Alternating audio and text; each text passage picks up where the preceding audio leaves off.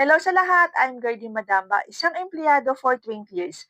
Bakit nga ba ako nag-start ng travel and tours with ticketing business? Nakita ko ang negosyo dahil sa kaibigan ko nung pandemic time.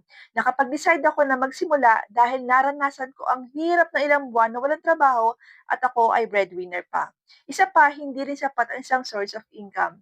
Nagpapasalamat ako sa kaibigan ko dahil naging daan siya para mabago ang pananaw ko na maghanap ng backup plan para once hindi na kaya ng katawan ko na magtrabaho, may possible income pa rin ako.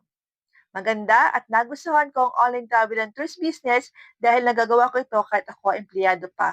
Dahil merong team na tumutulong sa katulad kong part-time sa ngayon, pero soon full-time na. At paunti-unti, nakakapag-travel ako at payback time sa magulang ko na for sure lahat tayo yun ang gusto. Kung nasimulan ko at nagawa ko ang negosyo, ano pang hinihintay mo? Try mo na din ang travel and tours with ticketing business katulad ko.